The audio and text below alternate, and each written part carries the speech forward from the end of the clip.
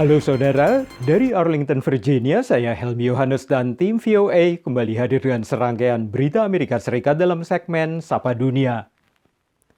Ribuan orang tewas akibat ranjau darat setiap tahun, mayoritas adalah anak-anak. Menurut laporan terkini dari kampanye internasional pelarangan ranjau darat, Rusia dan Myanmar adalah dua negara yang masih menggunakan ranjau darat tahun ini. Oksana dan Viktor merayakan pernikahan mereka di rumah sakit di Lviv, Ukraina. Sang pengantin baru, Oksana, adalah seorang perawat yang tak sengaja menginjak ranjau darat militer Rusia di dekat kampung halamannya. Tahun ini ada 270 korban yang meninggal atau menjadi cacat akibat ranjau darat di Ukraina yang ditanamkan pasukan Rusia sejak awal serangan akhir Februari lalu. We have more than 200,000 square kilometers which is not checked yet and not demined. Laporan Monitor Ranjau 2022 mencatat Rusia menanam ranjau dengan tangan, dijatuhkan dari pesawat, serta lewat artileri dan roket. Militer Myanmar telah menggunakan ranjau darat selama beberapa dekade. There was some increased use of anti-personnel mines by government forces in Myanmar around telecom towers, pipelines and other energy installations, as well as used by non-state armed groups in that country. Suriah mencatat jumlah korban ranjau terbanyak, sekitar 1.200 korban. Sementara di Afghanistan ada 1.000 lebih korban baru akibat ranjau. Putra Ahmed, Maurat yang berusia 9 tahun, tewas Januari lalu setelah menginjak ranjau darat ketika berada di pantai dekat Hodeidah, Yaman. جلتهم إدارة البحث أنا في البطانية عقل الموتور شلته وديته لإدارة البحث ومن هناك شلوا جراحات وشلوا ودوروا عبوا هنا لا غسلت لا كبنت لا سويت له أي حاجة بين طربال كيف شعوري؟ Di bawah perjanjian larangan ranjau Ottawa, 94 negara telah menghancurkan 55 juta ranjau darat dari gudang senjata mereka. Namun tak jarang, ranjau darat masih mengambil nyawa warga sipil bahkan setelah konflik mereda. Demikian laporan VOA.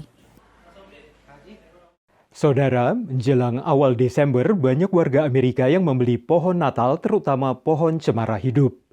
Seperti banyak produk musiman lainnya, tahun ini harga pohon Natal juga terdampak oleh tingginya laju inflasi, akibat meningkatnya upah pegawai hingga harga pupuk yang naik tajam dibanding tahun lalu. Setelah beberapa tahun terakhir menggunakan pohon Natal buatan alias plastik, keluarga Pruitt tahun ini menggunakan pohon hidup tebangan. We haven't had one in a while, so we thought we might just go back and see if we like it, how much of a mess it might be. Kali ini mereka juga membeli jauh lebih awal dari biasanya.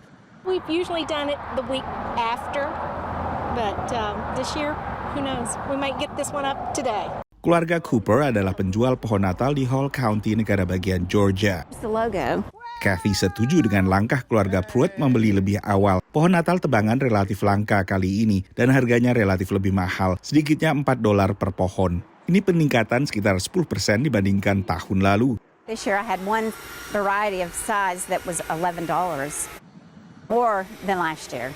Menurut survei oleh Asosiasi Pohon Natal Nasional AS, tahun ini estimasi harga pohon adalah mulai $50 hingga $200. Prices have risen a little bit, probably about 10%, and some of that is, of course, inflation overall. Growers' expenses are increasing, their labor, their materials have all gone up, and so consumers can expect to see some of that reflect in the price of the trees that they're going to purchase this year.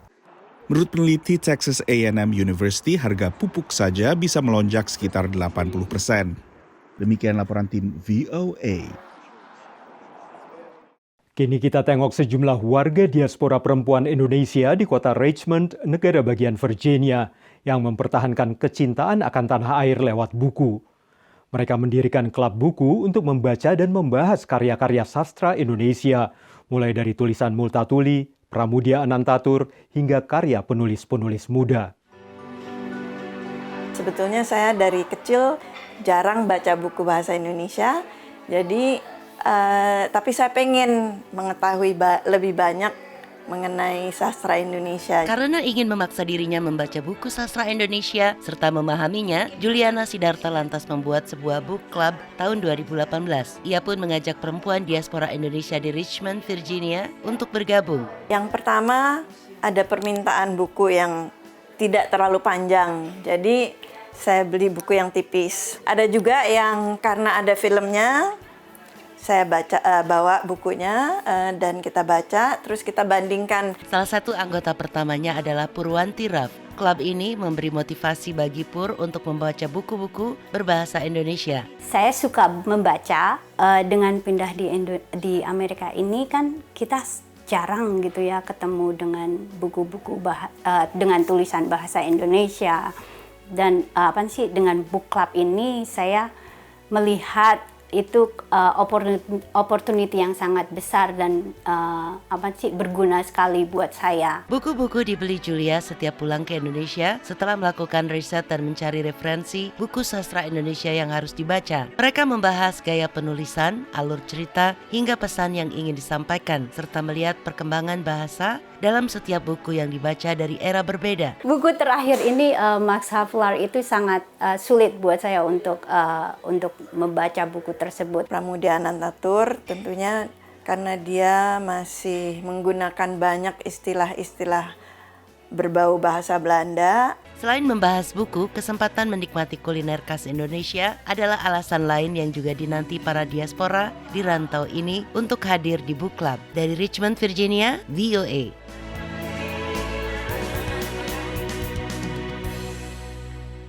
Saudara, kami akan kembali dengan Sapa Dunia Senin depan. Terima kasih atas perhatian Anda. Dari Arlington, Virginia, saya Helmi Yohanes dan tim VOA.